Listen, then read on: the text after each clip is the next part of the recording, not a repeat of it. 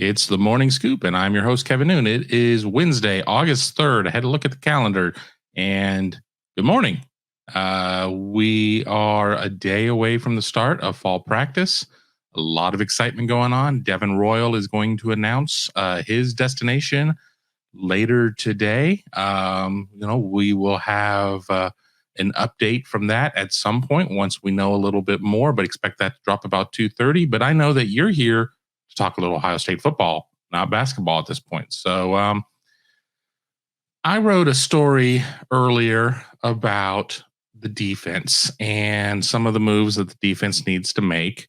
I mean, obviously, with bringing Jim Knowles in, and some, we had a chance to talk to Ryan Day, obviously at Big Ten Media Days, and haven't had a chance to have a lot of conversations with Jim Knowles yet. That should change here soon, I would hope. But it's obvious that he's been brought in to fix a defense, kind of in the same way that Jeff Hafley was brought in to fix a defense. And it got me to thinking, and I wrote a story about this several months ago, but I hadn't done a podcast about it. So here we go. I was looking at what the case was in 2018 with Greg Schiano versus 2019 with Jeff Hafley versus what we saw in 2021 with Kerry Combs and then later Matt Barnes, kind of collaboration there. And then what could we expect in 22? What do we need to expect in 22?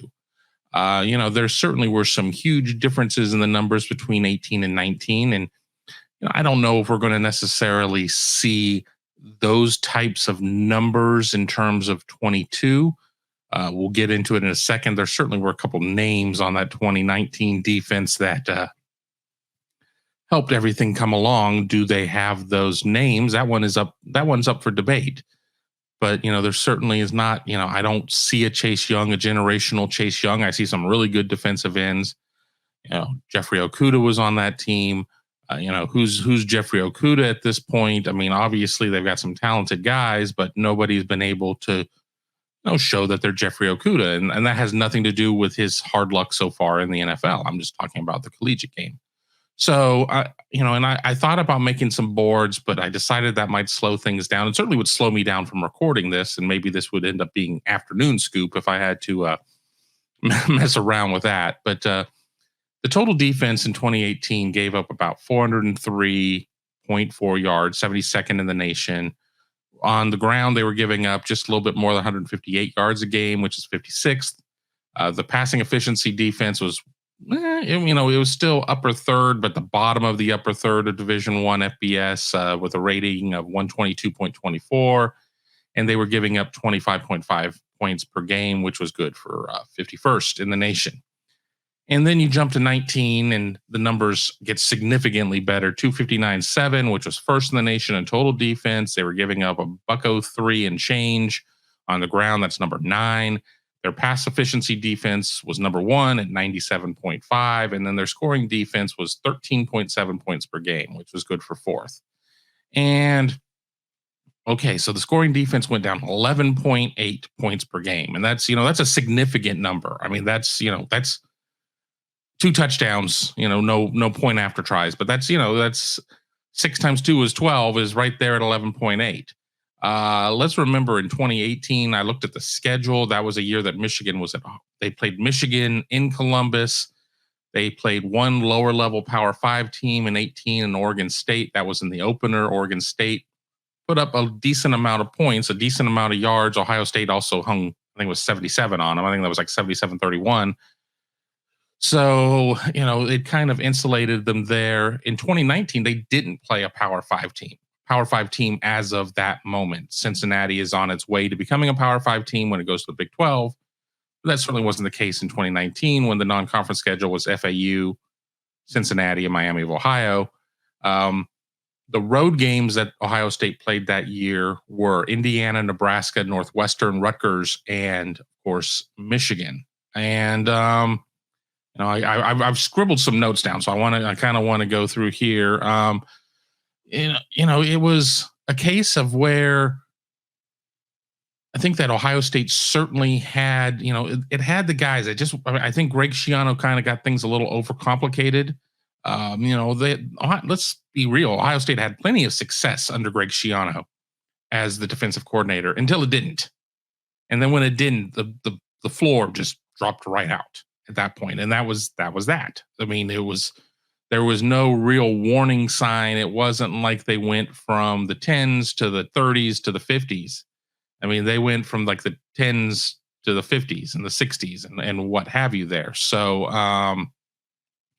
we look at that, we look at that 19 season. Clemson scored the most points on Ohio State, a game nobody likes talking about, putting up 29. Michigan scored the most in the regular season with 27. So it was a defense that was able to carry the water week in and week out. It wasn't like that there were a couple of shutouts and a couple of threes and then like a 40 burger on there. That wasn't the case. It wasn't a case of where it's like, well, the numbers were dramatically skewed because they were able to shut out a couple of teams. Because obviously that's going to do it. You sit there and you put a goose egg up there, and that's going to really affect the number. When math is math. I mean, it is what it is, and that's how the numbers are going to roll. So, I mean, there was a consistency, and I think that was one of the big things. And I think that's one of the big things everybody wants to see is consistency with the 22 defense. And we'll get into the 21 to 22 there, but I want to get into a couple of other things. I threw a bunch of numbers into a spreadsheet, and I kind of wrote some notes in here, and I probably should have recorded this right after I wrote the spreadsheet while everything was percolating in my mind, but it didn't happen. So, we talk about the defense versus the offense. And I think this is going to be a good parallel in going into 22, 21 versus 22. I mean, all of these years, Ohio State had a fantastic offense. In 2018, Ohio State had the number 2 total offense. In 2019, Ohio State had the number 4 total offense.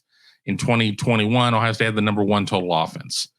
But, I think if you're getting teams off the field, you're going to even get more opportunities on offense. I think you're going to get more opportunities for your 2s and 3s to play. So, in theory, you could say that the numbers could go down a little bit because you're not going to have to leave CJ Stroud out there as long. You're not going to have to leave TreVeyon Henderson out there as long. You're not going to have to leave Jaxon Smith-Njigba out there as long, because if you get up 42-10 in the third quarter, and I'm not attaching that to any game. I don't, it's not about bulletin board material, but if you get up by 4+ scores at that point, I mean, there's not really a reason to leave your guy out there. I mean, obviously you want to put together a Heisman campaign for CJ Stroud. You obviously want to put together a Doak Walker campaign for TreVeyon Henderson. You want to put together a Bolitnikoff campaign for Jaxon Smith-Njigba. I mean, all of that's going to be there, but it's going to be a long season. If Ohio State gets to where everybody wants them to get to, it's a 15-game season. Ohio State had a 13-game season last year, 12 regular season games and a bowl game, no conference championship game, and they weren't in the little 4-team 2-round playoff. So you get 12 plus 1, so it's 13. So Ohio State theoretically could have 2 more games. You could play these guys a little bit less in the games and still have bigger numbers because of more games that you're going to play. But, it got me to kind of looking at what the case was. And in 2018, Ohio State really was not a great rushing team offensively. It was 171.3 offensively, 63rd in the nation. And then in 2019, it went up to 266.8. Now, let's remember kind of what happened there, too. You go from a quarterback in the late Dwayne Haskins, who was not a runner, admittedly, to Justin Fields. First-year Justin Fields in the Ohio State offense, who was a bit of a runner. So, we're also looking at a difference of where Ohio State rushed for 95.5 more yards per game, but Fields was only responsible for 33.5 of them. So, there's a situation of where, how do things trickle down and change because of this? I mean, I think that you have a chance to be more patient with your running game. And let's be honest, CJ Stroud is not a running quarterback. I mean, he will run when he has to. He'll get the Bronx cheer from the fans when he does run. But why do you need to run him? I think, I've been there. I've been there. Those of you who have followed me through the various stops have heard me talk about a little bit more design Q run, keep the defense honest or whatever. But with that being said, nobody wants to see him get another shoulder injury. Nobody wants to see any of that. So I think if you can keep the chains moving without having to keep CJ Stroud's legs moving in terms of being a runner, I think that that's going to be all well and good.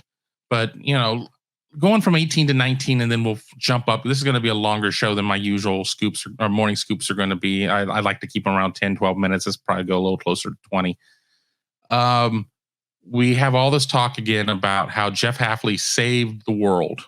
And he did. I mean, and he was here for 1 year and then off to Boston College, and he's put together a nice little career there. I mean, BC is not going to probably win the ACC, let's be honest, but he's certainly have had teams reach out to him, and he's just going to have to wait for the right situation. I mean, he's trying to build something there, but you can build something somewhere else when it's the right situation. But 2019, you had Chase Young, who had 16 and a half sacks and 21 TFLs. In 2019, who's going to be that here in 22? Devon Hamilton, just for somebody else on the defensive line, the interior line had 6 sacks and 10 and a half TFLs. Who's going to be that? Ohio State had 15 interceptions. Where do those come from? Ohio State forced 13 fumbles and recovered 10 in 2019. But now we kind of dovetail into 21 to 22. And I think in 22, with the Knowles system, I think you're going to see a more aggressive defense. And I think you're going to see a defense that's probably going to have some more takeaways.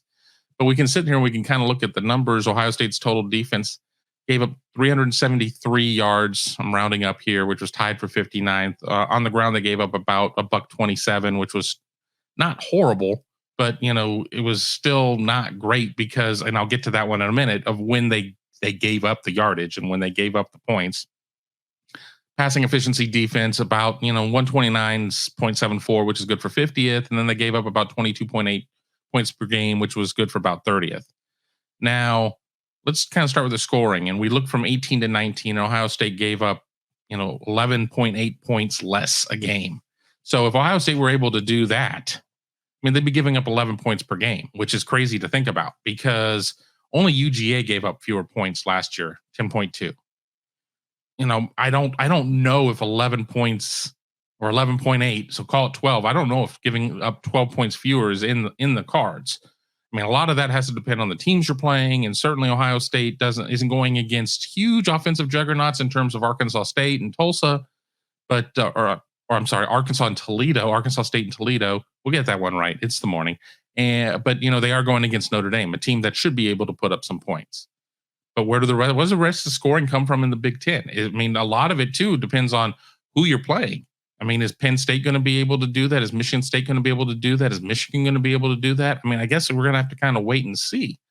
But Ohio State's only playing the one Power 5 team out of conference, being Notre Dame this year, and we're going to get a big litmus test at that point. And I don't think that we should sit there and judge this team based on what we see week one. And of course, are people saying, "Well, are you just already absolving them of a potential stinker?" No, I'm not absolving them of anything. I'm just saying though that we see. I mean, just like we see a huge step between a player from his first year to his second year, we see a huge step from a team from week 1 to week 2. Week 1, you have all off season to prepare for that game, even though you're probably not doing install until pretty late in the process. But you have all off season to prepare for that. But so do they. They have all season to prepare for it. So they've got uniforms and cheerleaders and football pads and scholarships. So it's not like you're going out and playing a pickup game off of Cannon Ave at where the old intramural fields were. You're not. I mean, you're playing against a real opponent at that point. One of the things that I kind of found interesting too, though, is that I don't think that this 21 defense, for all of the issues that it had, was as bad as where the 18 defense may have stood. I mean, this 21 defense in terms of total defense, rushing defense, scoring defense, all better. It was the 18 defense was a little bit better against the pass in terms of passing efficiency defense and some other things, in my opinion. But, you sit there and as I wrote in a story this week, Ryan Day pointed out, you got to be able to stop the run. And Ohio State was able to stop the run largely last year. Where was Ohio State not able to stop the run? Oregon, Michigan, Utah. I mean, all three of those games, Ohio State gave up more than 200 yards on the ground. All those games, Ohio State gave up multiple touchdowns on the ground. Dare I say, Ohio State gave up 6 in the rivalry game. It starts with stopping the run. I mean, I think that's where Ohio State has made its bones through the years, is being able to stop the run. You stop the run and force teams to beat you via the pass. And there probably are not a lot of quarterbacks out there on Ohio State's schedule at this point that are going to be able to beat them via the pass. I mean, Graham Mertz hasn't shown that he's going to be able to do that. Spencer Petras of Iowa hasn't shown that he's going to be able to do that. Really, I mean, for everything that went wrong for Ohio State, I don't think that they were methodically carved up via the pass by McCarthy and by McNamara for Michigan. I mean, they did hit some big passes at some big times, but it's because Ohio State was on its heels in terms of trying to stop Hassan Haskins. So it really needs to kind of start with stopping the run. And I think that that's going to be the interesting thing to see with Ohio State moving to more of a nickel. You know, when Ohio State goes against Wisconsin, you're going to have to go to a 4-3. I'm not breaking any scheme news that nobody else out there is talking about. I haven't made some great declaration that is not known.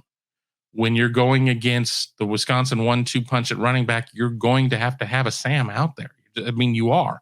But if Ohio State's able to slow down teams' passing attacks, I think it's going to be in a lot better shape, certainly better shape than it was in 21.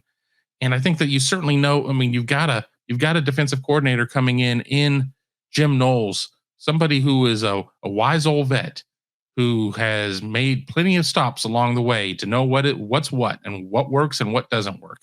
And, you know, I think that that's where it's really going to come down to, because again, we look at 18-19, Ohio State gave up, 50 some yards less a game on the ground.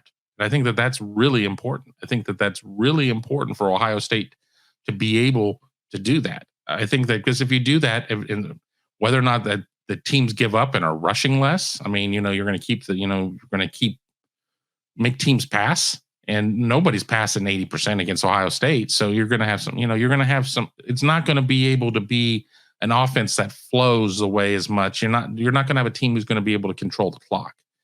So, I'm interested to see there, but, I go back to the point that I made earlier too about, who's going to be, and it doesn't have to be one person. There's not one person has to be Chase Young, but where is Ohio State going to get 21 TFLs and 16 and a half sacks on top of normal production? And, I don't know that that's there. I mean, we can sit there and say that Zach Harrison's turned a page. We can say that JT Tuimoloau, Jack Sawyer, et cetera, that they're all a year older. They're, all a year more advanced in their craft and their skill. But, Chase Young is the type of player that, your kids are going to be talking about watching on, some sort of holodeck or whatever, we may have in 50 years from now. The Devon Hamilton numbers, 10 and a half and 6 is not necessarily life shattering, but it's a case of when you're getting that from an interior defensive lineman. I think that just as long as Ohio State stays aggressive, if you get beat on a play, fine, knock the dust off and get ready for the next one, because you're not going to get beat that often, in my opinion. And even that great 2019 defense was still giving up, as I said, 13.7 points per game, 2 touchdowns, full touchdowns with point afters. So that's just, we're not talking about a defense that's going to be giving up 4.4 points a game, 4.4. That's not realistic. You're just going to get yours. You're going to end up having your 2s and your 3s out there. But I think that it's going to be important for Ohio State to kind of show the growth. And I will address one last thing as I wrap up the show. I think that the step forward in recruiting, or in the step forward in the defense, is going to be really important for recruiting, because I certainly have seen it. I've certainly heard it. People are very concerned with where this recruiting class is. Not number one in most of the services now. They just lost the commitment of an offensive player, not defensive player, but offensive player in tight end Ty Lockwood on Tuesday. But I think that it's important for Ohio State to show that they still are DBU, that they still are going to be able to put a Bosa or a Young into the first round of the draft. That, it's been a minute since they've had a Raekwon McMillan or a Jerome Baker or somebody like that at linebacker. I think that, I think teams are certainly recruiting against Ohio State, saying it's a lot of flash and dash on the offense, but when it comes down to hard-hitting football, at least on the defensive side of the ball, it's not there. So I think it's of a paramount importance for Ohio State to show defensively that it can get out there and be a stopper. But I'll say this. I mean, we look at Ohio State, and last year it averaged 45.7 points per game. Let's just say it's a constant. Let's say Ohio State doesn't take a step forward in offense and stays at 40. Let's say 45 to keep the numbers around, 6 touchdowns and a field goal. What does Ohio State have to do defensively to not put itself in any bad situations? If it takes 22.8 down to 20, I mean, that's only 2 points. That's a field goal a game. It takes it down to 17. If you take it down to 17, I mean, yeah, there's a way mathematically. I mean, with some shutouts and some big wins and things like that, you're not going to lose many games if you're having a 45-17, a 28-point run difference between the teams. But, it's a matter of what you bring each and every week. And we go back to the last show, what's a trap and what's a trap game? And, where do you, where might you let up? So, it all comes into it, and it's an interesting point, but, I want your opinions on it. Be sure to let us know in the comments. Maybe I'll follow up with another show where we'll kind of talk about that later in the week. But until then, I want everybody to have a tremendous Wednesday, August the 3rd. We are a month away from the start of the season. Notre Dame, 7:30 p.m., Ohio Stadium. ABC national telecast. Be there, be square. Till we talk again, take care.